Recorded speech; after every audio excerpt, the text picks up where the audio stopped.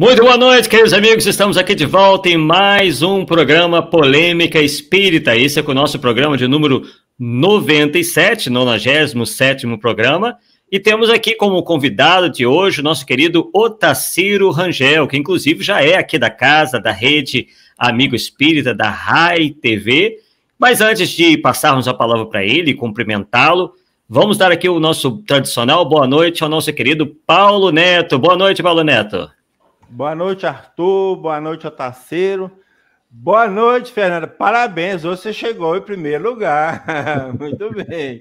Boa noite, Shirley, J.R. Barreto.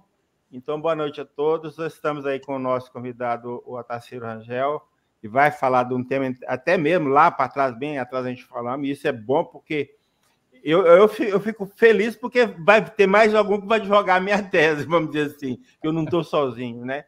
É óbvio é óbvio que ele não vai trazer os mesmos argumentos que eu, e isso que faz a coisa ficar boa, uma outra linha de raciocínio, de visão. Então, isso acaba que somando os dois trabalhos aí, eu acho que vale a pena mesmo, tá?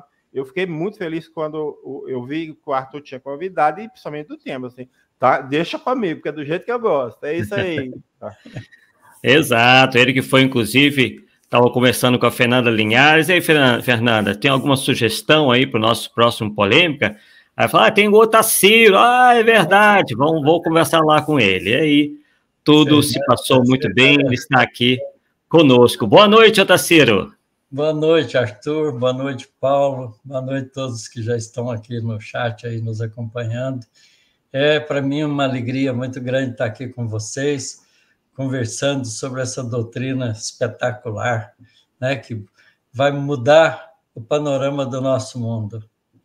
Temos certeza disso, temos certeza disso. E hoje o Otacílio vai falar sobre esse tema sempre muito amplo e ao mesmo tempo intrigante, que é todos nós somos médiuns. Sabemos que o tema mediunidade realmente é um tema que sempre há algo a se aprender, e aí o Otacílio vai trazer, então, a sua notável contribuição para essa temática. Então, Otacílio, com você a palavra, fica aí à vontade, e ao final nós iremos direcionar a você as perguntas dos nossos internautas. Ok, obrigado, Arthur. Muito bom, nós vamos falar um pouco sobre o fato de Kardec afirmar que todos nós, de alguma forma, somos médiuns, né? Isso está lá no Livro dos Médiuns, no capítulo 14 dos Médiuns, onde ele começa a dizer o seguinte: todo aquele que sente num grau qualquer a influência dos espíritos é por esse fato médium. Essa faculdade é inerente ao homem, não constitui, portanto, um privilégio exclusivo. Essas duas frases de Kardec são, a meu ver, memoráveis, né? Porque ele desmistifica de uma vez por todas esse atavismo que todos nós temos de pessoas que têm dons especiais e, por isso, são pessoas eleitas, privilegiadas, e acabam, né, criando com isso correntes de comportamentos que têm sido, até certo ponto, desastrosos.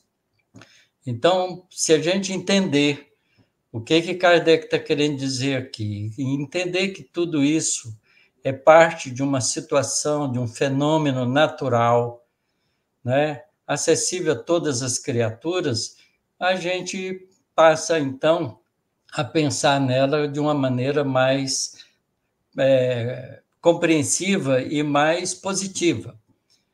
Por exemplo, todos nós enxergamos, né? E o que faz uma pessoa especial sobre outra se enxerga? Baseada na capacidade de enxergar.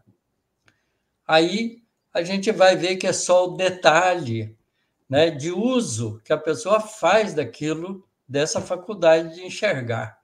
Né? Se ele é uma pessoa capaz de ver detalhes, de prestar atenção em coisas especiais, né? De treinar para ver diferentes cores ou diferentes imagens. No fundo, aí é um desenvolvimento de um recurso que a pessoa já tem. certo? Então, a mediunidade precisa ser compreendida mais ou menos assim.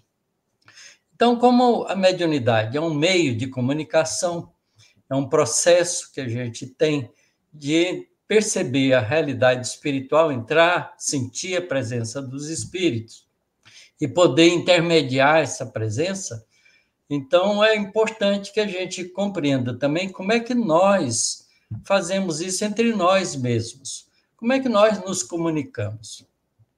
Então, a gente sabe que a gente tem 5 sentidos, né? Que nossas percepções são todas elas materiais. As nossas percepções, enquanto no corpo físico, são materiais. E a gente precisa da estrutura da matéria para poder fazer essa percepção. Então, porque essa percepção tem um meio de condução. Basicamente, essa é a ideia. Então, a primeira dos sentidos que nós possuímos é o tato. Não é? O tato é o sentido que se desenvolveu primeiro nos processos da vida. A primeira coisa que as células aprenderam a fazer é entrar em contato uma com a outra, contato físico. Não é? E através desse contato físico, ao longo do processo evolutivo, aprenderam, inclusive, a trocar informações. Não é? As células que trocam informações genéticas pelo contato. Então, a gente, estudando a natureza, a gente sabe que esse contato, não é uma experiência que começou rudimentarmente e, no ser humano, ela é bem especial, porque a gente tem uma capacidade perceptiva pelo tato que envolve dois tipos de fenômenos. O primeiro deles é o contato que a gente chama de contato físico, que, por incrível que pareça, não tem contato físico. Já começa por aí. Quem estuda física, né, e conhece que a gente é feito de moléculas, né, e coisas organizadas, o nosso tecido, a nossa mão, né, todo o nosso corpo é feito de células que estão estruturadas à custa de moléculas, né, de estrutura atômica da matéria que se organiza e forma moléculas. Então, quando a gente... nos átomos, a coisa que a gente sabe é que o átomo tem um núcleo carregado e tem uma esfera eletrônica em volta. E a gente sabe que forças de mesma natureza, cargas de mesma natureza, quer dizer, cargas negativas se repelem ou cargas positivas se repelem, mas cargas positivas e negativas se atraem, isso é uma lei do eletromagnetismo, lei de força, né, com relação às cargas elétricas. Então, quando a gente pega um dedo da gente e começa a se aproximar do outro, quando a gente pensa que está tocando, a gente está só sentindo a repulsão da nuvem eletrônica das moléculas desse dedo que estão sentindo a nuvem eletrônica das moléculas do outro dedo. Então, ele está medindo uma força. Quanto mais você fizer pressão, maior essa força.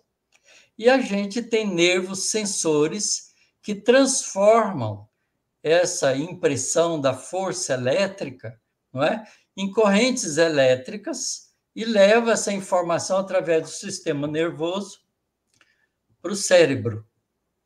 E lá no sistema cerebral, não é, há uma região do sistema cerebral em que a consciência, né, estou usando a linguagem da matéria, a consciência, então, interpreta aquilo como um toque, como uma impressão de contato. Mas veja bem, isso é a interpretação da consciência. Nós que somos espíritas sabemos que a consciência é o ser espiritual. Então, o espírito interpreta essa sensação, né, como tato, como toque, como encostar um no outro. Mas, a rigor, não está encostando. Se a gente encostasse um elétron no outro, a força seria tão grande, né, que a gente não sustentaria. De modo que é só uma aproximação mesmo. Por mais força que você coloca, você não consegue interpenetrar os elétrons do meu dedo de cá com os elétrons do outro dedo de cá. Certo? Então, é bom que a gente saiba disso, que é uma força repulsiva que a gente está medindo, percebendo. Mas o tato também tem uma outra percepção, que é a percepção da temperatura. A gente sabe que está quente ou está frio, porque há um fluxo de energia térmica através da nossa pele, né? Quando esse fluxo de energia é de fora, de fora para dentro, a gente sente calor. Quando é de dentro para fora, a gente sente frio, né? Por que a gente sente isso? Porque a gente sabe que as moléculas dos nossos dedos, das nossas mãos e as moléculas do ar, onde a gente está inserido, estão em agitação por causa da temperatura, por causa do calor, do movimento, né? Que essas moléculas têm. Quanto mais quente, mais rápido elas se movimentam. Então, quando uma molécula colide com o nosso corpo, e se ela está mais energética do que nas vibrações do que a molécula do nosso corpo, a gente absorve a energia dela e sente calor. Mas quando essas moléculas estão mais frias e colidem com nossas moléculas, nós transferimos energia para elas vibrarem mais, terem mais energia cinética, então elas esquentam e a gente sente frio. Então, também o tato é uma percepção do meio ambiente, né, que nos permite também a sensação de frio e de calor por causa da radiação eletromagnética também, porque essas moléculas são capazes de absorver radiação eletromagnética do infravermelho, vibrarem mais rápido e dar a sensação de quente. Por isso que a gente sai lá no sol, pode estar de olho fechado, a gente sabe que o sol está do lado de fora, porque a gente sente a radiação das energias térmicas, né, que são as radiações de infravermelho, que as moléculas do nosso corpo absorvem. Então, essa sensação também é uma sensação muito antiga no processo evolutivo. Então, tato precisa dessa impressão física para a gente interpretar na nossa consciência como quente, frio ou contato. E é curioso isso, porque eu gosto muito desse sentido, porque ele é corporal, ele é inteiro. Ele não está localizado num ponto só. Diferentemente dos outros sentidos que estão localizados em órgãos, em partes do nosso corpo. Por exemplo, não é? A nossa capacidade olfativa.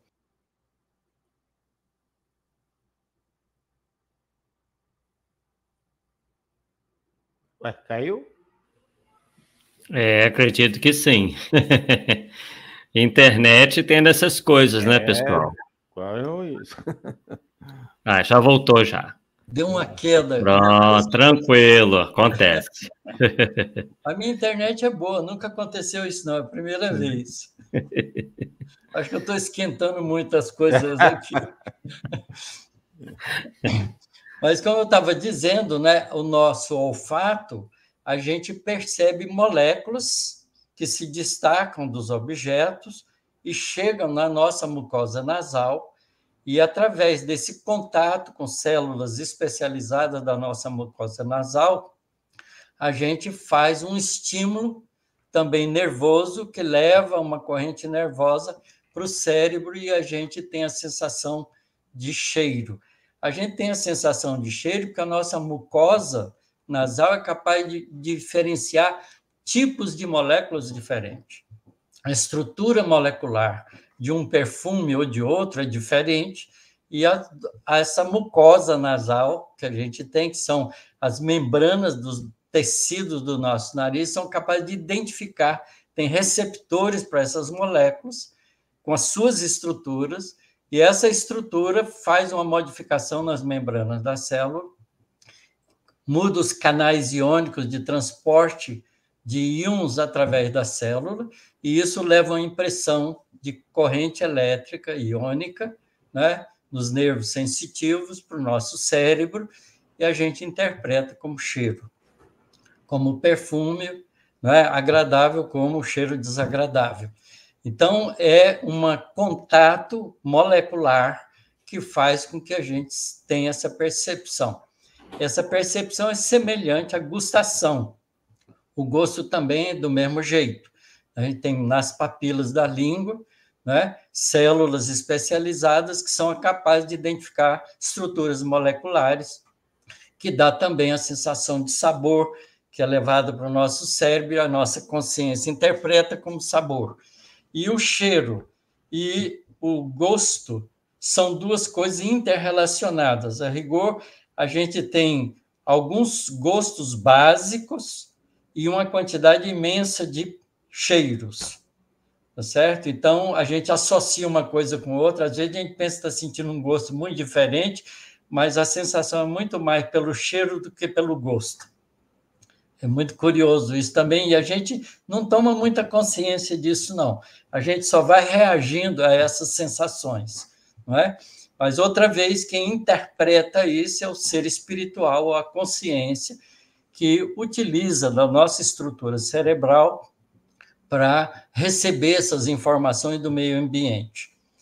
E o outro sentido que é muito curioso também e é muito interessante é a capacidade de audição. A gente escutar, né? Ouvir sons, diferentes sons. Quer dizer, quando eu falo, eu estou fazendo com que o meu pulmão expulse o ar, né, pela minha traqueia. Esse ar passa por uma membrana especial que abre, fecha e vibra, que são as cordas vocais, produz, então, sons que a gente articula na cavidade bucal e nasal e pode modular esse som para que ele tenha significados, né? A palavra foi um avanço espetacular na nossa evolução. A partir da palavra, quando a gente aprendeu a conversar, o nosso pensamento se desenvolveu muito rapidamente a partir daí, porque a gente pôde comunicar, pôde trocar informações de uma maneira muito importante, que acelerou o processo de aprendizado nosso. Isso foi lá nos idos, né, da nossa época ainda de Homo erectus e coisa do tipo, né? Talvez um pouco mais perto de nós, do Homo sapiens, ou neandertalense. A gente aí não tem uma informação muito precisa de quando a fala foi descoberta pelo ser humano, foi utilizada como mecanismo de comunicação. Antes era muito mais mímica e gesto, como uma boa parte dos animais fazem. Mas o som é curioso, porque quando eu faço essa modulação, eu imprimo no ar ondas longitudinais que vibram, faz o ar, né, ficar rarefeito e contraído, rarefeito, contraído, cria uma onda de pressão que chega no nosso ouvido, tem uma membrana especial chamada tímpano que vibra e transfere essa vibração para o ouvido médio. O ouvido médio tem toda uma estrutura sofisticada de ossinhos que se movimentam, no final, para impressionar um nervo chamado nervo acústico, que leva a corrente para o cérebro e nossa consciência interpreta como som. Então, precisa de um meio para isso, que é o ar, né? Se a gente modifica a densidade do ar, o timbre da nossa voz muda. Todo mundo já deve ter feito ou visto essa experiência, né, de você pegar um balão com gás hélio e aspirar, encher o pulmão com gás hélio e depois falar soltando gás hélio. Como o gás hélio é um gás muito leve, né, ele vibra muito rapidamente, então ele afina a nossa voz. A gente fala de forma aguda, não é? Por causa do ar. Do gás, que é um gás muito leve. Então, o nosso timbre de voz seria diferente se a nossa atmosfera fosse composta de outros tipos de gases, que não os que a gente tem, que é basicamente nitrogênio e oxigênio.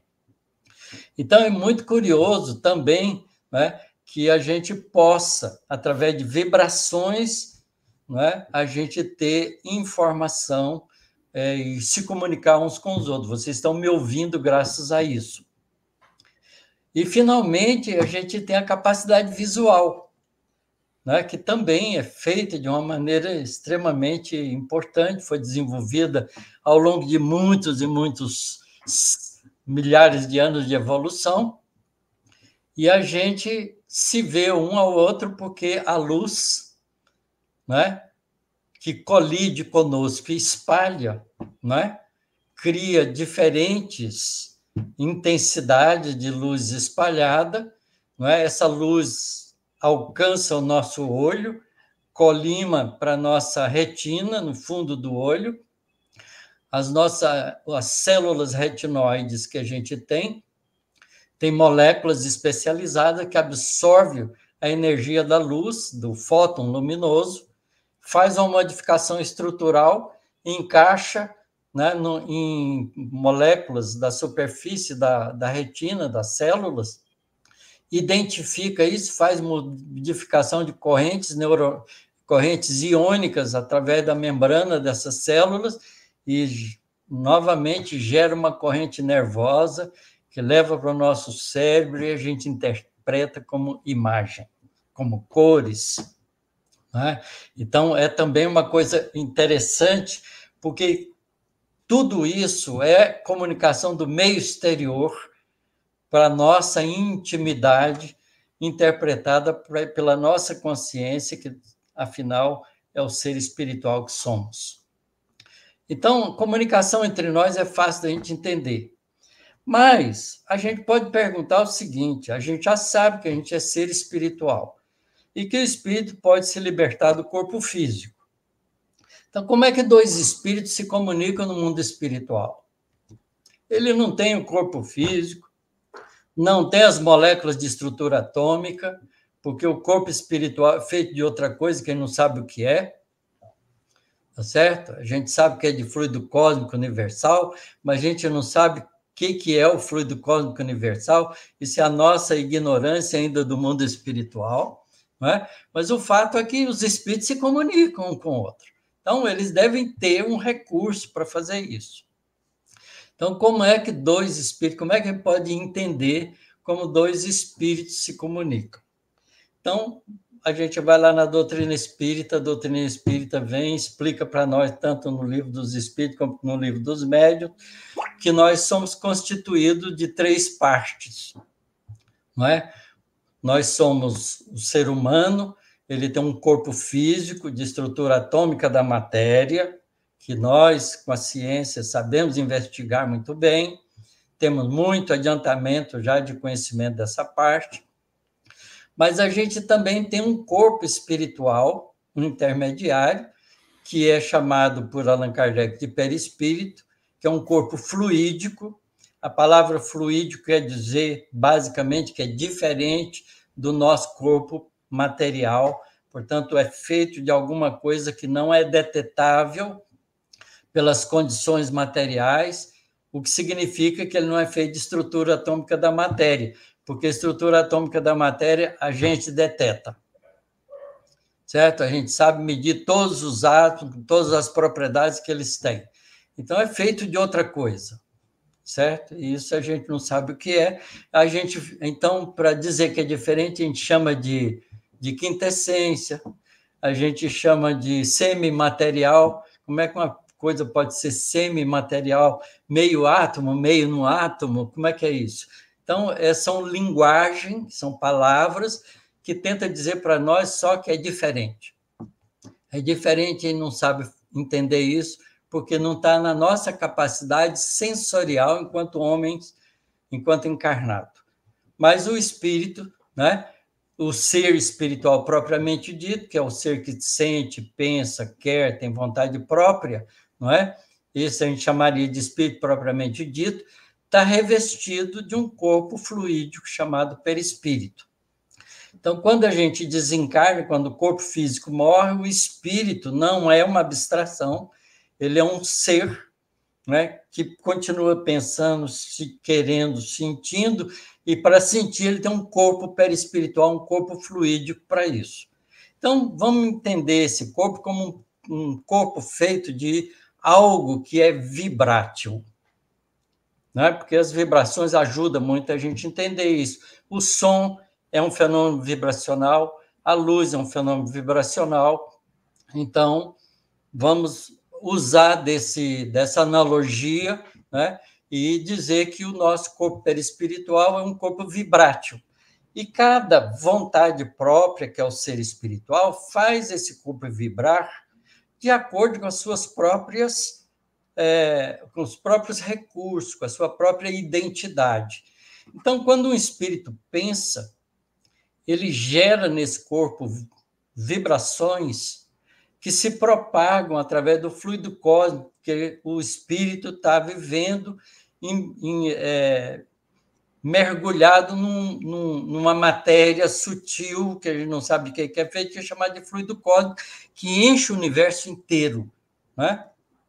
Então, esse fluido, né, cósmico transmite essas vibrações e um e outro indivíduo espiritual que está ali por perto, se seu corpo perispiritual vibrar com as mesmas frequências, né, com o mesmo diapasão daquele outro, ele entra em comunicação com ele. E aí, curiosamente, a percepção do espírito não é uma percepção localizada, mas é uma percepção no corpo espiritual como um todo, no perispírito. Então, o perispírito não precisa, a rigor, de ter olho, ouvido, não é? Boca, nariz, porque o corpo de percepção dele é o corpo próprio, o corpo inteiro, como se fosse um tato. Por isso, o tato é um sentido interessante, porque a gente tem no corpo inteiro. Então, o perispírito sente com a sua própria estrutura, né? É um corpo estruturado, feito de uma matéria que a gente não sabe explicar qual é, mas que quando a gente vai para o mundo espiritual, a gente pode, pelo menos, se tocar, se ver, né? Porque a gente é revestido dessa estrutura, né? E então dois espíritos se comunicam porque eles pensam e geram ondas vibráteis nos seus corpos perispirituais que podem entrar em comunicação através do meio que é o fluido universal. Perfeito. Então, a gente entende isso, sabe que os espíritos se veem, se ouvem, porque a interpretação de ver e ouvir é do espírito, ele interpreta as vibrações dessa maneira. Então, ele tem a sensação de ouvir, de ver, exatamente como a gente tem no corpo físico, sem explicar como é que isso se dá, não é? Porque a gente não sabe como é que a consciência interpreta essas coisas. Mas isso transfere para o mundo espiritual do mesmo jeito. Então, não há por que a gente não dar esse passo. Muito bem. Aí a gente começa a pensar o seguinte, bom, mas o ser humano, como está bem descrito pela doutrina espírita, não é? O indivíduo tem um corpo espiritual também, né? Eu estou aqui no meu corpo físico, mas eu também tenho esse corpo espiritual. Se eu for capaz, de alguma maneira, emancipar meu corpo espiritual do meu corpo físico, que seja parcialmente, eu posso entrar em contato com outro espírito que não tem um corpo físico. Porque eu tenho esse corpo vibrátil, ele também tem um corpo vibrátil, basta que eu entre em sintonia com ele.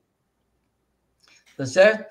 Então, eu posso perceber um espírito, né? E contar para os meus amigos, olha, tem um espírito aqui, assim, assado, então eu sou médium.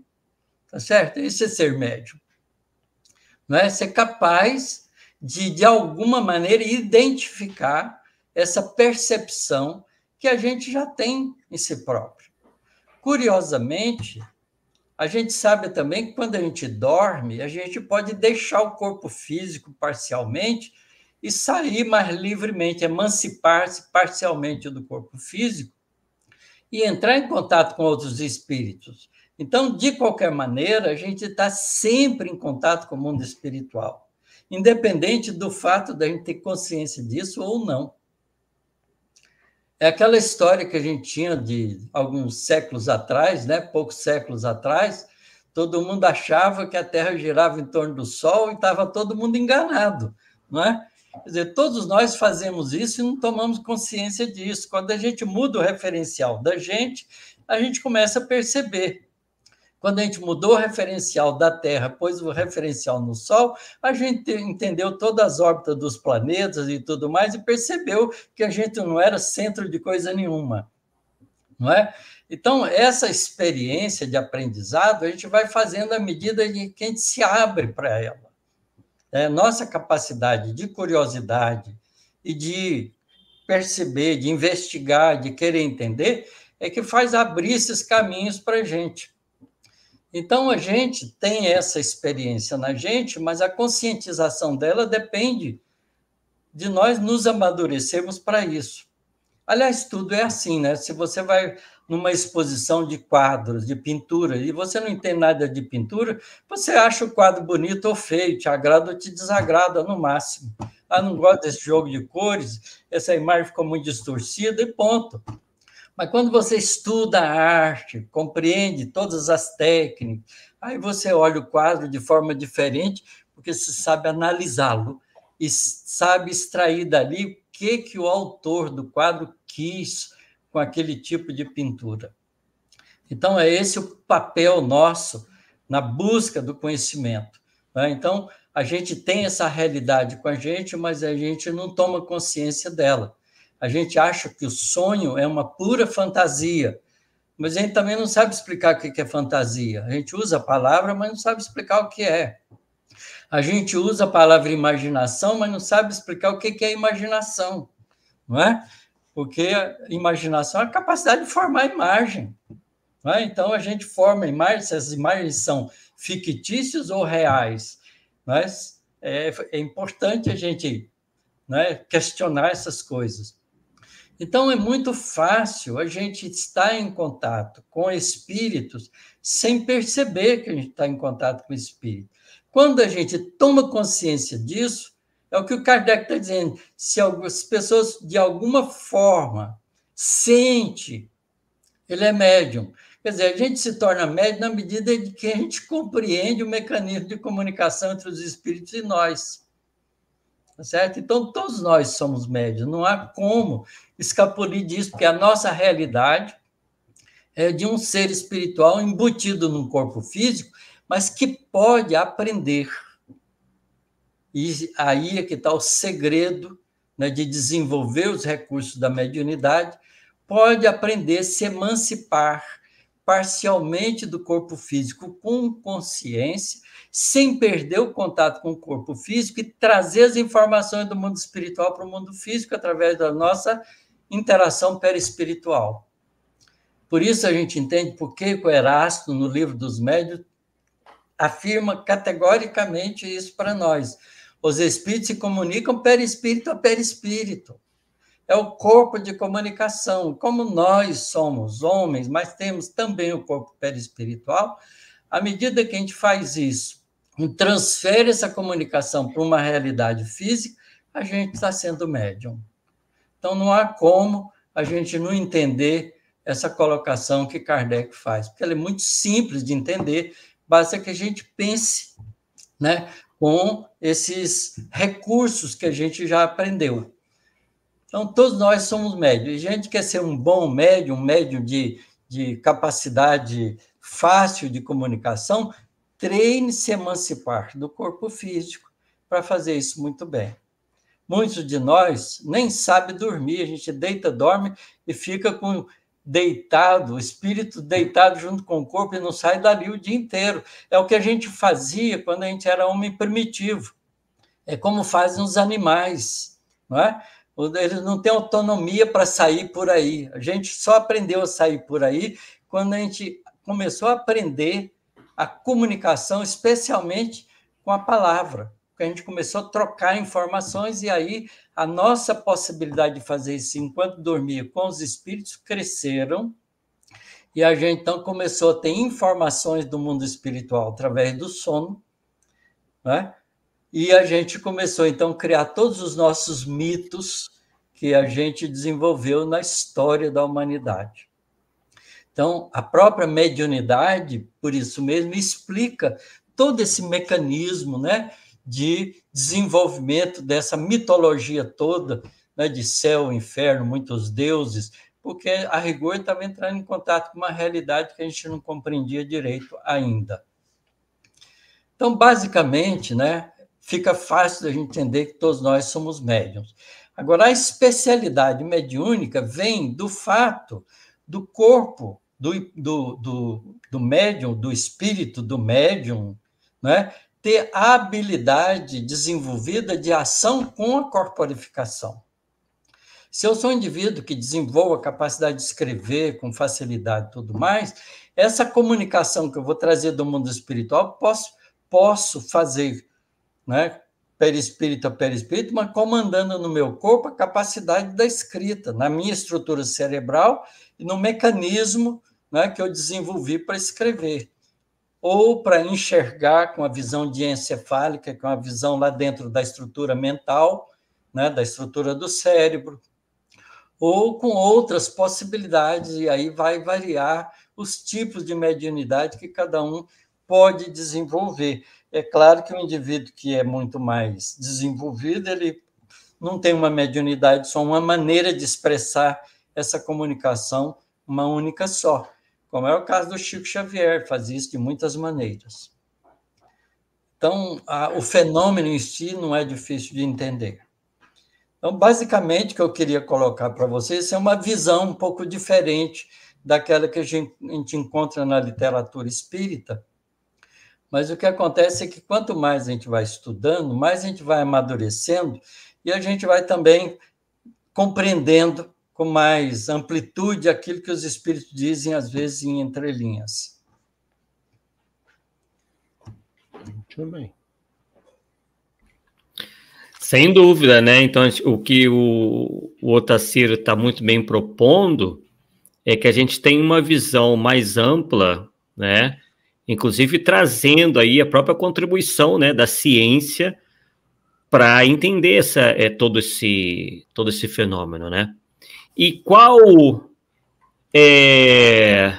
e de certa forma, como é que você pode comparar, né, você falou muito da comunicação, né, no início, a comunicação nossa com os espíritos, no caso de uma mediunidade mais ostensiva.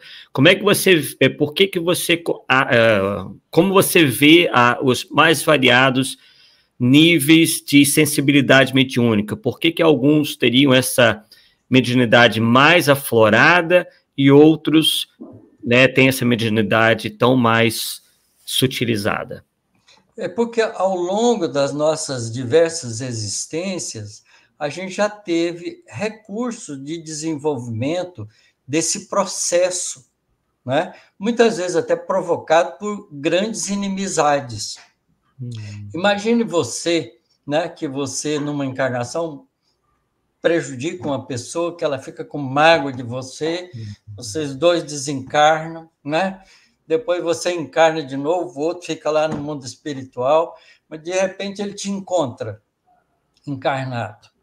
Aí ele vai querer tirar uma forra com você, certo? Então, o que ele vai fazer? Ele vai forçar uma comunicação com você, porque ele está com mágoa de você, vai se aproximar de você, vai ficar insistentemente vibrando, né? Uma comunicação com você, pensando em você, te questionando, né? Tentando interferir na sua vida, e ele, então, te força um processo de comunicação.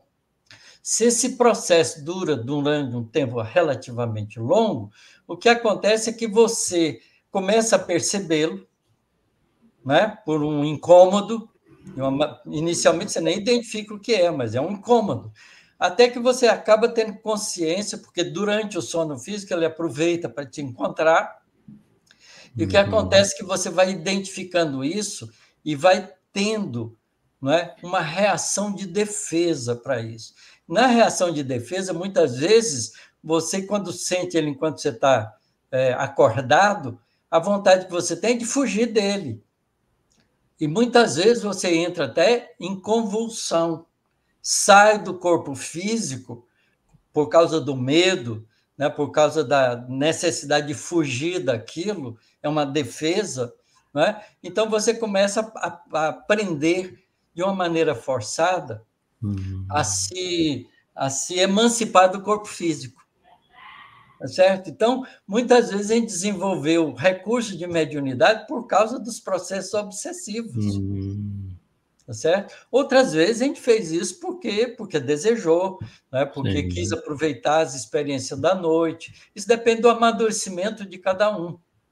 Então, às vezes, a gente encontra pessoas que são meio difíceis, complicadas, mas tem uma mediunidade, uma facilidade mediúnica grande, por porque foi desenvolvido às custas de uma pressão, né, de compromissos espirituais, de inimizades espirituais. Do mesmo jeito que a gente pode também, né, fazer isso com a visita de espíritos amigos, bondosos, né, que vão nos ajudando, né, nesse contato mais íntimo com a fazer a gente perceber a realidade do mundo espiritual. Então, a gente vai encontrar de tudo, né, desde uma gama de uma violência muito agressiva até um amor muito sublime, mas você vai encontrar todo tipo de nível de facilidades para esses processos. E você citou aí ó, a questão da emancipação, né? E o Francisco Eudes da Silva lança uma pergunta: como treinar essa emancipação? Isso é uma boa coisa. A meditação ajuda. O processo de concentração, de meditação, ajuda a gente a fazer isso. O próprio mecanismo da prece, né? Porque quando você tenta fazer uma oração, uma prece, você tenta alhear-se das outras coisas e voltar para um objetivo diferente. Então, esse processo te facilita a emancipação da vida física para uma vida espiritual. Então, há vários mecanismos para isso. Quer dizer, por isso as casas espíritas bem orientadas fazem um treinamento com experiência. Aliás, Kardec diz isso muito claramente. Você sabe a rigor se uma pessoa é médium por experimentação. Tá certo? É experimentando. Não adianta a pessoa falar, eu sou médium. Então, vamos ver. Vem para a reunião, vamos ver se funciona a mediunidade mesmo. Tá certo? Porque é através desse exercício que a gente vai aprendendo a emancipar. Eu tenho mais ou menos 61 anos que eu participo de reunião mediúnica. Né? A gente aprende a fazer isso. Pouco tempo, muito pouco tempo. Eu comecei no tempo de juventude Legal. espírita, né? Então, estou indo até hoje, eu faço parte de reunião mediúnica sempre, tive experiência maravilhosa ao longo da minha vida. Imagino. Paulo? Otacílio, eu acho que a grande dificuldade do entendimento da questão da mediunidade de ser para todos é que Kardec coloca mais ou menos o seguinte: ele divide a mediunidade, melhor dizendo, em dois tipos.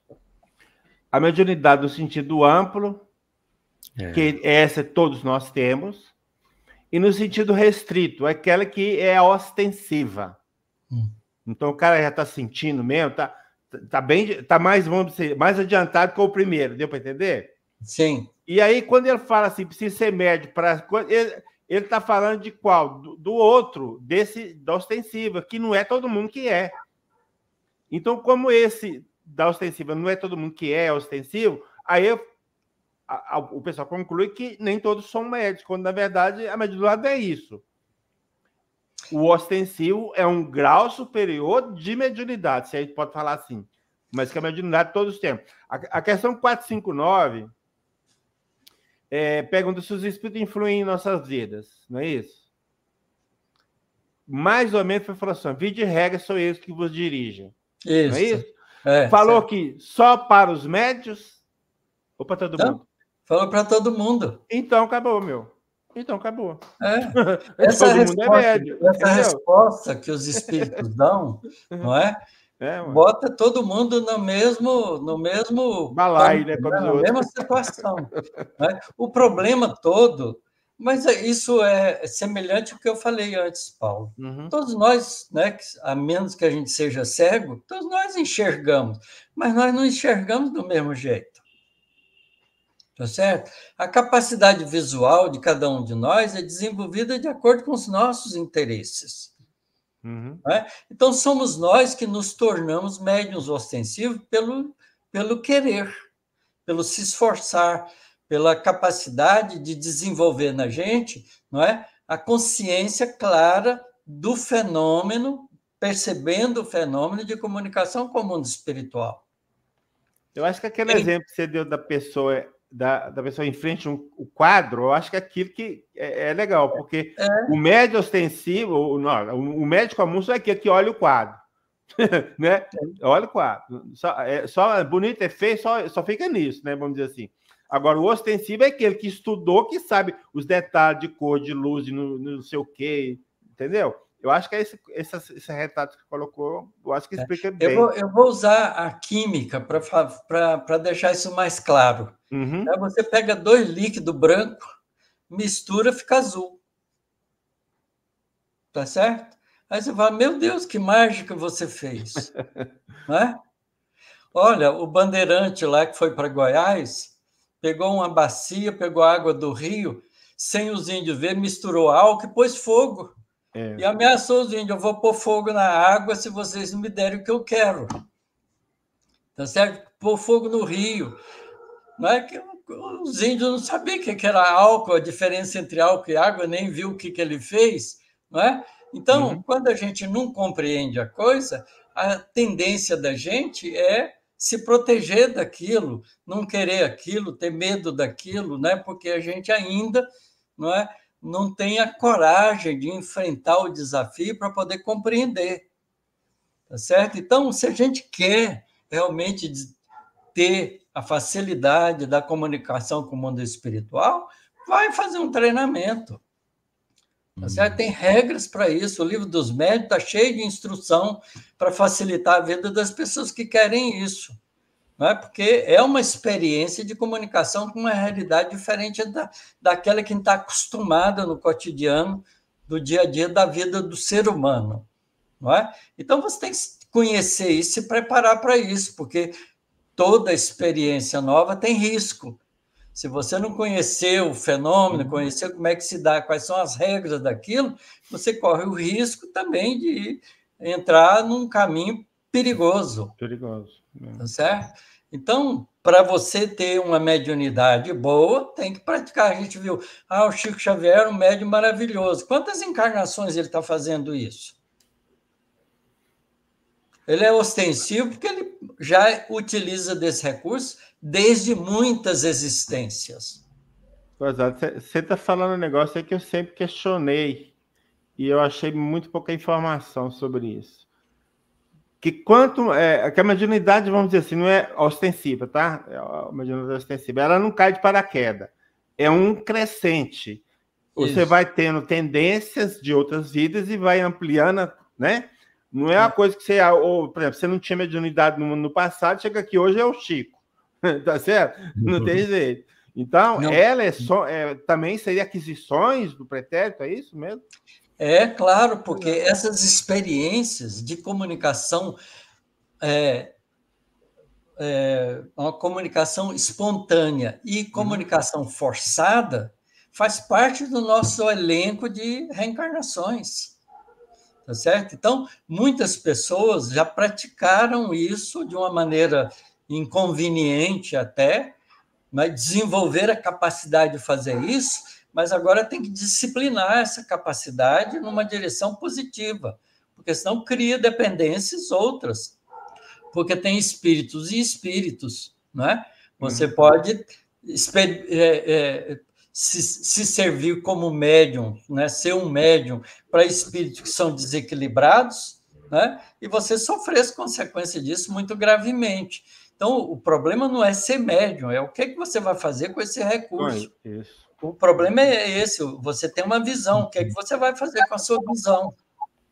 Não é? Você tem facilidade no seu corpo, o que você vai fazer com ela? Você tem inteligência, o que você vai fazer com a sua inteligência?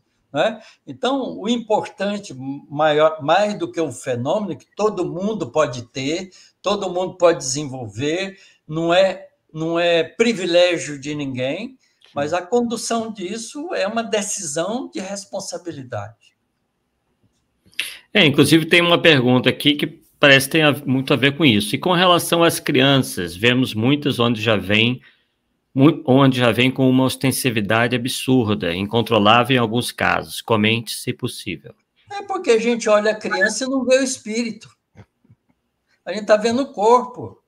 O corpo é só uma representação temporária do espírito. Que espírito é aquele que está ali? Quais são as conquistas espirituais que ele já fez? Então, se ele apresenta desde cedo facilidade mediúnica, maravilha, é porque ele já desenvolveu isso em outras existências. Aliás, hoje eu vi uma apresentação muito bonita de um garotinho, né, regendo a orquestra, isso 6 anos de idade, não sei se vocês viram. Ok. Né? Menina, é impressionante. Aí você fala assim, da onde que ele veio com isso? Esse é um maestro, tá certo? É reencarnado, é só isso. O corpo é criança, mas o espírito não é. Então, essa é a mesma coisa. As crianças que têm possibilidade de percepção do mundo espiritual, as têm porque já desenvolveu esses recursos. E, mais ainda, a criança, na fase infantil, principalmente na fase de 0 a 7 anos, ela está com um pé aqui e outro lá. Né? Ela ainda não reencarnou direito. Ela está no meio do caminho e a percepção da realidade espiritual para ela é natural. Ela não faz distinção. Se ela vê um espírito e vê uma pessoa encarnada, ela não sabe diferenciar um do outro. Para ela é a mesma coisa. A Ivone Pereira via os espíritos como pessoas na casa dela todo o tempo. Não senta aí que tem fulano sentado. Né? Porque uma pessoa que não estava vendo ia sentar na cadeira que tinha um espírito sentado. Tá certo? Então, é outra história. O problema é que a gente ainda está apegado à vida única. Quando a gente olha a criança desse jeito, está pensando numa vida única. E o que você diria, Otacílio, sobre a questão da influência do organismo na mediunidade, no potencial mediúnico de cada um? Esse é um ponto importante, né? Porque há informações, né? A gente tem informações de que o corpo facilita o processo, né? É uma espécie. Mas eu interpreto isso, né? Porque eu nunca entendi como é que os órgãos podem facilitar isso. O que eu interpreto é a facilidade de você se emancipar do corpo físico, de controlar o campo de força que liga o espírito ao corpo, que é funcional. Certo? Se o indivíduo faz isso, ele cria no corpo a facilidade de desligar-se dele. Não é porque desenvolveu algum órgão que facilita isso. Exatamente. Certo? O que a gente facilita é ter controle sobre o campo. Eu vou dar um nome para isso, porque a gente precisa de nome para entender. O campo psicobiofísico que liga o espírito ao corpo. O corpo perispírito ao corpo físico. Porque tem um campo de ligação. Né? Quando você vai reencarnar, né, o seu corpo espiritual tem que ser ligado ao ovo fecundado para poder começar a desenvolver ali o corpo adequado para você. Você vai gerenciar, de alguma maneira, né, pelo seu estado psíquico, psicoemocional, vai gerenciar todas aquelas divisões celulares para formar um corpo adequado para você. Né? Tanto é que, quando é gêmeo, univitelino, cada um faz um corpo. Né? Os corpos são parecidos, mas são diferentes. Até a impressão digital é diferente.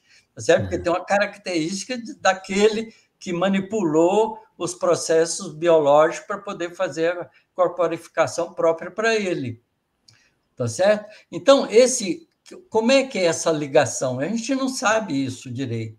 A gente não tem conhecimento, né, ainda adequado, nem do mundo físico, nem do mundo espiritual, de como é que o espírito, o corpo perispiritual, se liga à matéria grosseira.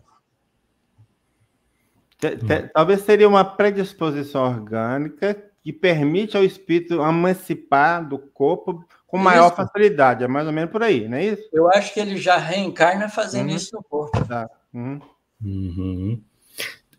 Alguns têm aventado essa questão da glândula epífise. Como é que você vê essa tese?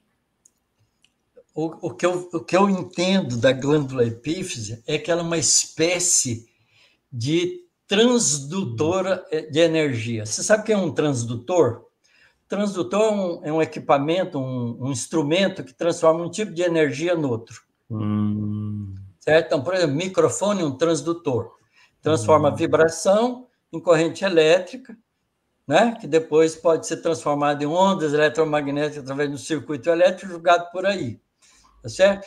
O alto-falante também é um transdutor, porque você faz um ímã vibrar com a corrente elétrica e ele vibra um cone que faz vibrar o ar e transforma a energia elétrica em energia de ondas de som.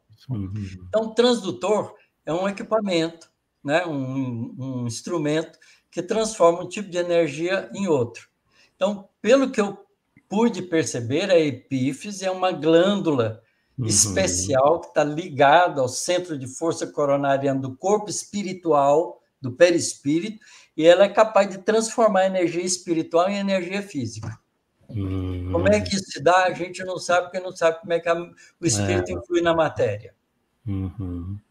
E aproveitando, Otacílio, essa sua larga experiência na mediunidade, o que você sugeriria como uma espécie de passo a passo resumido até para que a pessoa eduque essa mediunidade, passando, né, assim, pelo passo a passo até chegar na reunião mediúnica, já pelo menos minimamente preparado para as manifestações?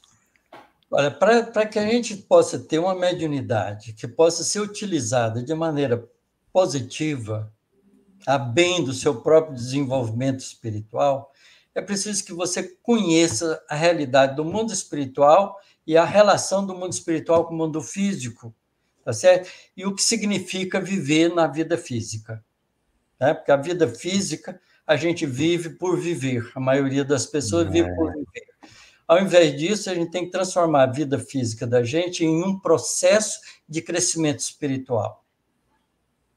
Certo? Então, a gente tem que aprender uma série de coisas para utilizar bem. Senão, você pode utilizar de qualquer maneira, vai pagar o preço por isso. Certo? Quer dizer, você pode fazer reação química no laboratório sem conhecer o que está fazendo, mas de repente vai te dar uma explosão na mão. Certo? Mas se você estudar, souber como é que faz e tal, você vai ter as cautelas necessárias, vai poder usar positivamente. Né? Então, o primeiro objetivo que eu vejo é a pessoa ter conhecimento da realidade espiritual. Então, tem que estudar a doutrina espírita, porque é a única que nos oferece isso com simplicidade e facilidade. Estudar a doutrina espírita, estudar a comunicação do mundo espiritual com o mundo físico, o mecanismo, e aí fazer, depois de conhecimento sólido, da responsabilidade que isso implica, começar a fazer exercícios. Certo? Então, a gente aqui na nossa Casa Espírita, a gente propõe uma iniciação para isso de 3 anos. No primeiro ano, a pessoa vai aprender as coisas básicas da doutrina espírita. No segundo ano, continua aprendendo coisas básicas da doutrina espírita, coisas básicas da relação do mundo espiritual com o mundo físico, e começa a fazer algumas experiências do tipo fazer concentração, fazer prece, né? Ficar pensando numa coisa, né, bem definida, né, boa, durante um tempo, que a gente não consegue. Isso é um exercício difícil. Você ficar 3 minutos pensando numa coisa só. Não é nada trivial isso. Certo? Então, imagine passar meia hora, 1 hora numa reunião mediúnica sem perder a atenção daquilo que você está fazendo. Então, esse é um exercício gradual. Certo? Então, aí no 3º ano já começa a ter algumas possibilidades de comunicação. Tá certo? Depois que a pessoa faz esses 3 anos, aí ele vai ser engajado em algum grupo mediúnico e aí vai praticar a vida inteira. É para aprender um pouquinho para a próxima encarnação ficar mais fácil, porque não aprende uma vida só.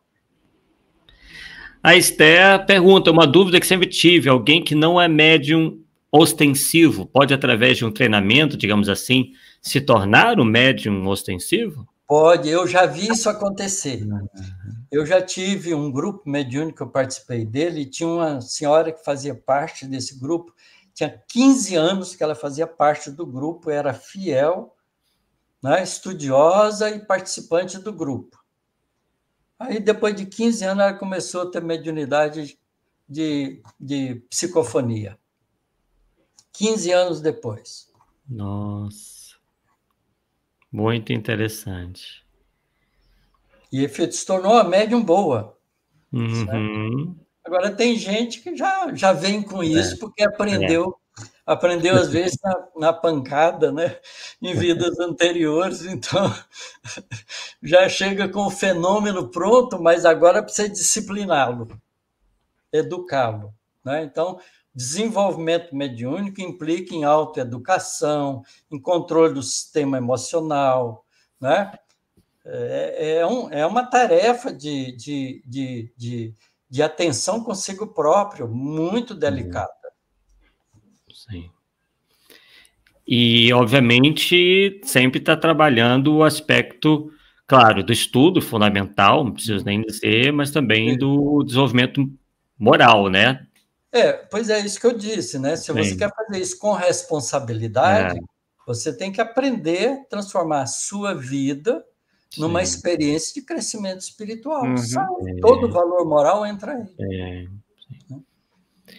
E o que você acha dessas instruções que às vezes nós encontramos por aí, de que o médium deve se abster, por exemplo, da carne, deve se abster do consumo da carne, deve se abster de, enfim, disso e daquilo na execução da mediunidade? Você vê alguma relação entre por exemplo, carne, alimentação, relação sexual, outras coisas com o exercício da mediunidade?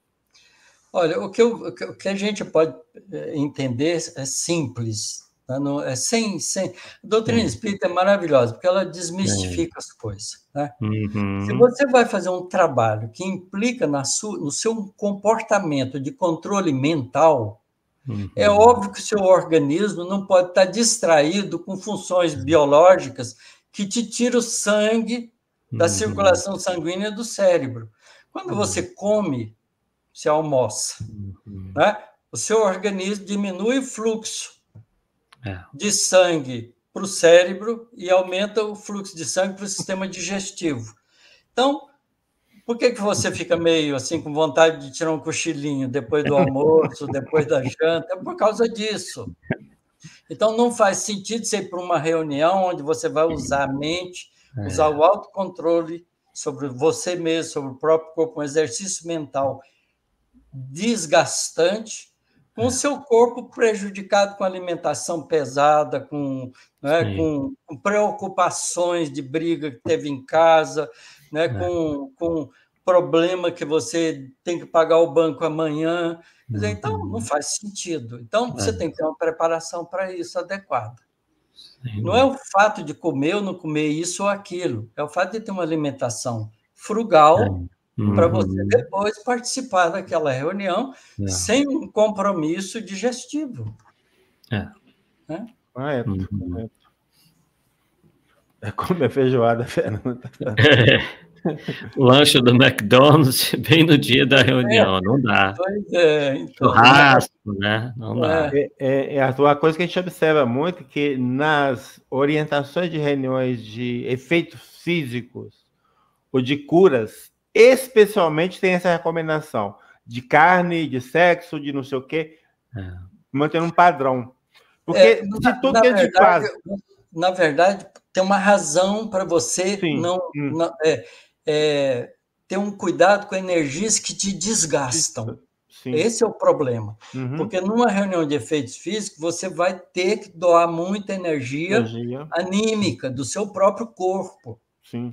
Tá certo? Então, se você ainda está digerindo coisas, se você está com desgaste, com cansaço de outras atividades, porque não é só sexo, é também um exercício físico. Tá certo? Uma noite mal dormida, não é? Um desarranjo orgânico, nada disso vai te ajudar. Então, e até os sentimentos mesmo, é um comportamento adequado para o tipo de exercício que você vai realizar ali. Tem que ser, não tem outro jeito. Por exemplo, o que a gente tem é que os nossos pensamentos podem produzir energias positivas e negativas. Claro. Né? Então, você imagina... O sentimento que você está vestindo os seus pensamentos. Aí você brigou com a mulher, vai lá na reunião mediúnica, quer receber espírito. Você não perdoa a mulher e está falando para o espírito, ô meu irmão, perdoa. Pois Não tem lógica, né? Não tem lógica. Não tem lógica. A conduta digna, não é? Faz parte de todos esses processos. Mas se você pensar bem, eu sou professor. Eu não consigo dar aula depois que eu almocei muito. Sim. Sério, tem dó, né? Eu tenho que comer uma comida frugal, dar um tempo, para depois dar uma aula, porque a aula é cansativa. Você pensa que não, dá 2 horas de aula, sai de lá desgastado. Aí em cima você tem um teacher aí em inglês aí, ó. Pois é. Então, eu acho que é uma coisa de bom senso, né? Quer dizer, quando você vai usar energias que você ainda não tem muito domínio sobre ela, ainda mais. Se você não tiver uma preparação adequada para fazer isso da melhor forma possível, então aí você vai fazer uma coisa atrapalhada. Por que em reunião mediúnica de materialização os espíritos pedem os médios para cantar? Não é porque o canto ajuda, é porque quando o indivíduo está cantando, não está pensando, meu Deus, podia materializar meu filho, podia materializar fulano, podia isso. Está interferindo de maneira complicada nos processos do programa que foi feito para aquela reunião de materialização. Então, canta, meu filho, porque assim você não pensa besteira. Tá certo? Aí as pessoas tomam isso como ritual, porque elas não entendem a razão. Não, reunião de materialização tem que ter hino e tem que cantar. Não tem que ter. Tá certo? Se a gente soubesse se comportar, não precisa. Paulo, o pessoal, as mulheres vão ficar zangadas com você, porque, por exemplo, o Chico Xavier, se casasse, ia ter problemas. Então. Chico, Divaldo, ia ter mais. Mas a Ivone Pereira também. É verdade. Ela também não casou, ela é bom exemplo também. Família tem as coisas, para mulher e para homem. Essas pessoas que vocês falaram aí são pessoas que dedicaram toda a vida ao trabalho. Claro. Então, se tivesse família para cuidar, não teria tempo suficiente para dedicar ao trabalho. Esse trabalho, acho eu, missionário, seria prejudicado. Só não isso, não tem. Eu tive uma família com 7 filhos. Nossa Senhora, caralho. Não é fácil. Então, eu pude me dedicar a outras atividades, porque a doutrina espírita tem campo para todos nós. Claro, né? É verdade. Bem, as perguntas aqui. Tem mais uma pergunta aqui que deve ser a nossa última. Margarete Filomena Martins. Boa noite a todos. Eu fiz 2 anos de curso mediúnico, desenvolvi a psicografia e a pictografia, mas tem tintas utilizando lápis de cor. Às vezes tem emancipação. Tem como exercitar a emancipação da alma? Algo que você já mais ou menos comentou, né? Continue. Não pense que 2 anos é suficiente. Põe um 0 a mais aí, 20 anos, aí fique feliz com isso. Porque esse é um trabalho continuado que você vai carregar para o seu resto de vida. Isso é que é importante. Isso é uma tarefa de desenvolvimento espiritual. Desenvolver mediunidade é desenvolver-se na direção da espiritualidade, se você usa a mediunidade positivamente. Então, é um trabalho de crescimento espiritual. Tá certo? Então, a gente tem que pensar isso. Não pensa que tem um cursinho rápido que vai te dar um diploma que você vai virar médium. Isso não existe. Né? A gente tem vários cursos organizados, né, de mediunidade, várias casas espíritas, né? Mas a gente tem que mudar o nome disso, em vez de curso, e colocar como ciclo. Né? Troca o C de curso por C de ciclo, porque são ciclos que vão se repetindo espiralmente crescente. Arthur, vê se essa pergunta do Cado é interessante. Vê se você consegue colocar aí também. A última. A última, sim. Guilherme. Certo. Outra, Ciro, que você poderia falar da questão tão debatida da mediunidade versus animismo? Pois é, esse é um problema que preocupa muito também as casas espíritas e os grupos mediúnicos. Na verdade, eu gosto muito de uma colocação que o Aksakov faz, né? Alexander Aksakov, ele diz assim: não existe mediunidade sem animismo, nem mediunismo nem animismo sem mediunidade. O que acontece é que a interação espírito-corpo tanto pode se dar com o espírito do próprio dono do corpo, quanto o espírito alheio. Quando um espírito, quando um médium, por exemplo, entra no estado sonambúlico, ele não está sendo médium, ele está só num fenômeno anímico. Ele saiu do corpo e está interagindo, vendo o mundo espiritual. No momento em que ele se torna intérprete de um outro espírito que quer dar recado para alguém, falar por ele, olha, fala para o fulano assim, assim, assado, ele aí é um médium sonambúlico, porque ele virou intermediário, médium intermediário, tá certo? Mas o fenômeno de desdobramento do corpo é do ser humano. Então, isso é um fenômeno anímico. E se o espírito do médium, quando deixa o corpo físico, emancipa parcialmente do corpo físico num desdobramento sonambúlico, por exemplo, e ele toma consciência da sua integridade espiritual, né? Lembrando de outras experiências, da riqueza cultural que ele tem, que já adquiriu outras vidas, ele mesmo pode pegar pela mão dele, do corpo dele, e escrever uma mensagem de nível alto, que ele não conseguiria fazer quando estivesse em estado de vigília natural, porque ele não lembraria das coisas espirituais, porque está esquecido enquanto está no corpo físico. Então, você vê, isso aí é um fenômeno anímico, tá certo? É uma comunicação psicográfica do espírito do próprio médium. Então, é difícil a gente distinguir essas coisas. Na obra de André Luiz, tem um caso de uma mulher que começa a ter uns ataques lá e entra em estado de êxtase e sai do corpo físico e fica se debatendo, tá certo? E o André Luiz fica preocupado, porque ela está tendo ali, todo mundo ali na reunião interpreta que ela estava tendo uma comunicação mediúnica, e ela estava só sendo perturbada pela lembrança de uma vida anterior, induzida por um espírito que estava perto dela, nas proximidades dela, não é? Cobrando dela. Então, a gente, às vezes, não sabe distinguir. Não importa. O dialogador da reunião conversa como se fosse um espírito, porque, no mínimo, é o espírito do médium, também precisa ser educado, precisa ser orientado, precisa ser ajudado. Então, a gente não precisa ter essa preocupação, porque, naturalmente, o próprio médium vai aprendendo, com a experiência, distinguir o que é dele e o que não é dele. Tá certo? E médium é um filtro. Então, toda comunicação tem a cor do médium. Você pega, por exemplo, um papel celofane verde e põe na frente do sol. Que cor você vai ver o sol? Verde. Se você pegar um amarelo, que cor você vai ver o sol? Amarelo. Se você pegar um vermelho, que cor você vai ver o sol? Vermelho. Então, o médium é um filtro. Ele vai transmitir aquela comunicação com a roupagem psicológica, cultural que ele tem. Tá certo? O espírito vai usar o vocabulário do médium, não é? Os recursos que o médium possui.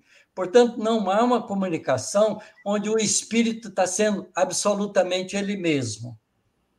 Tá certo? Porque para ele ser assim, ele tem que estar encarnado. Ou ele mesmo está conversando com outro espírito. Se está conversando conosco, através de um médium, vai passar pelo filtro do médium. Então, sempre tem uma coloração do médium. Não importa isso. Importa o conteúdo da coisa e como que ela chega para a gente. E se é um conteúdo que precisa de esclarecimento, esclareça-se. Se é um conteúdo que esclarece a gente, vamos aproveitar. Sem dúvida, sem dúvida. Bem, não temos mais perguntas. Paulo? Tacira, assim, a sua visão é totalmente diferente da minha. Eu achei interessante por isso, porque a sua abordagem, eu fui muito mais doutrinário. A sua, vamos dizer assim, é mais técnica. E isso amplia a compreensão da gente, tá? Eu acho que valeu muito e, para mim, correspondeu à expectativa que eu fiz mesmo, tá? É isso aí. E a gente nos coloca à disposição, né, para qualquer dia que se quiser voltar no programa. Tá? A minha ideia aqui era dar realmente uma tintura mas um pouco mecanicista do mecanismo, para poder tirar essa visão, né, de que a gente não nessa vida eu não vou ser médium. Ninguém pode dizer isso. Não. Tá certo? Eu não sou médium. Ninguém pode dizer isso. É só a experiência ao longo do tempo é que mostra. Porque todos nós temos o recurso para ser. Tá certo? Porque isso não é privilégio. Nós ficamos admirando os médiuns maravilhosos que trabalham por aí, mas isso não pode esquecer que você conquista ao longo do tempo. Se nós fizermos o mesmo caminho, vamos conquistar igualmente.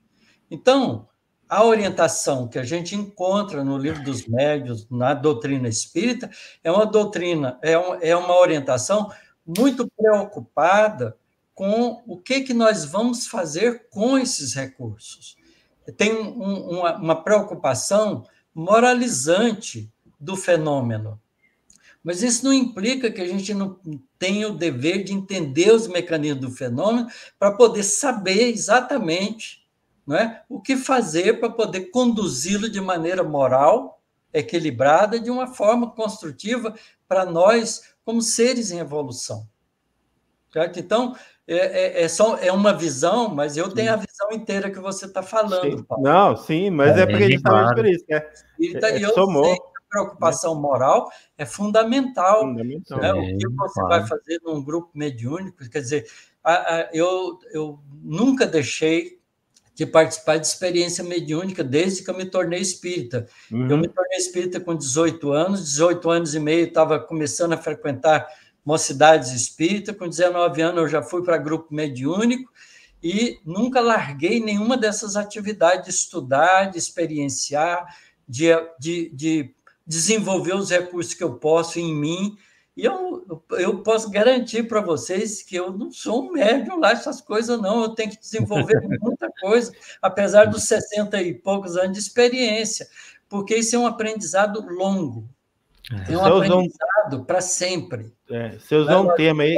Nas encarnações seguintes, vamos continuar aprendendo recursos da mediunidade, porque esse é o nosso programa de evolução para estar cada vez mais em pleno contato com a realidade espiritual, encarnado ou não. Tarsilo, você usou um termo aí que eu adorei. Porque, geralmente, o termo que a gente ouve por aí, de um tempo para cá, eu comecei a ver que não tem nada a ver. Você designou o cara, a pessoa, o componente da reunião, de dialogador. Tá? Eu acho que esse é o termo mais adequado, porque o que a gente está acostumado e fala muito é doutrinador. Doutrinar, você doutrina até politicamente falando. Tá? O dialogador que é diferente. Convencer, fazer o cara raciocinar e mudar de comportamento. Só isso. Dialogador tem que ser um indivíduo que faz um acolhimento. Sim. Ainda mais. Porque ele vai dialogar com profundo respeito pela dificuldade que o outro tem. Então, ele tem que ser um dialogador acolhedor, mais do que tudo, porque, às vezes, o acolhimento fala muito mais do que as palavras que você vai usar. Sem dúvida. E o Tarsilo, nós falamos no início que você é aqui da casa, né, da Rai TV. Conta aí para o pessoal onde é que eles que programa, né, que dia, o horário em que eles podem te encontrar novamente aqui na Rai TV. Olha, eu estou fazendo um estudo já há algum tempo de algumas das obras do André Luiz na sexta-feira, né, das 9 da noite até as 10h30 da noite. Através do IGESE, mas o Rai TV também participa, tem várias plataformas que participam junto. E eu comecei, há um tempo atrás, fazendo um estudo sobre Deus e as leis da natureza. Gastei 17 episódios, né, sempre na sexta-feira, de 9 às 10h30 da noite. Depois eu peguei o livro Mecanismo da Mediunidade, porque é um livro complicado, difícil para a maioria das pessoas, e como eu sou físico, né, tenho experiência com toda aquela instrumentalidade e ciência e as coisas que o André Luiz usa ali no livro, procurei, né, traduzir um pouco aquilo para ficar mais palatável o livro.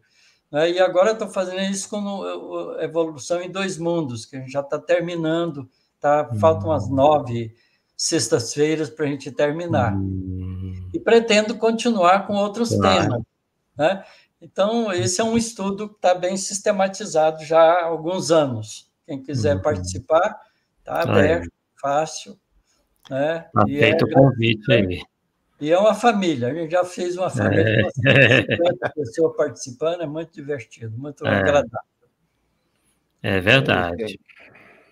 Maravilha, então damos aí para o encerrado o nosso 97º Polêmica Espírita na noite de hoje. Já fica aí o convite para o Otacílio voltar em outras oportunidades, desenvolver ou a mesma temática, outra, né, que talvez não tenha tanta ligação com a mediunidade, né, porque a doutrina espírita aí é tão ampla, né? Quem sabe não vem aí, por exemplo, para desenvolver essa história, né? Já uma sugestão que apareceu aqui, se realmente essa história de física quântica tem realmente a ver com espiritualidade, se não tem, enfim, qualquer tema aí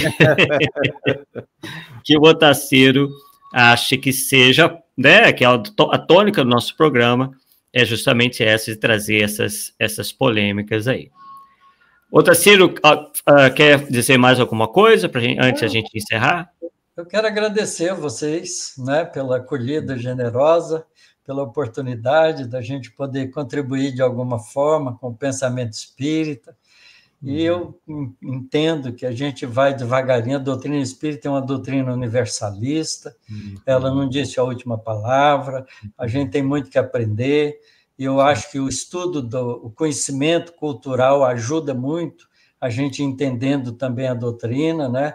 Eu acho que as pessoas às vezes falam assim, como é que você é físico e você é espírita, né? Eu acho que a física me ajudou profundamente a entender muita coisa da doutrina espírita, e a gente tem dois lados, né? Precisa dos dois conhecimentos, né? Porque o conhecimento espiritual nos abre um leque que a ciência não nos abre ainda, né? Então, a gente precisa de juntar os dois conhecimentos, como bem fez Kardec, bem ele argumenta na Gênese, né? Mostrando isso para a gente com clareza.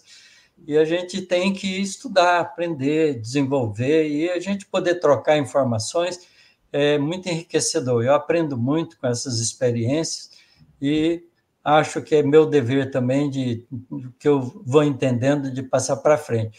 Eu gosto muito da profissão de professor, que ela é diferente da profissão de mestre. O mestre sabe tudo e não comete erros, né? Então, a gente só tem... Tá certo? Agora, o professor vai ensinando que vai aprendendo, então ele está sujeito a erros. É ótimo ser professor, porque a gente vai aprendendo junto. É verdade, é verdade. Bem, então, damos por encerrado o nosso Polêmica Espírita de hoje. Voltamos daqui a 2 semanas, né, com aquele que será o nosso 98º programa, né? Quem gostou, dê aí o seu joinha, compartilhem, né, para que o nosso programa se mantenha aí cada vez mais forte no ar, aqui na RAI TV, Rede Amigo Espírita. Um forte abraço a todos e até a volta, pessoal. Tchau, tchau.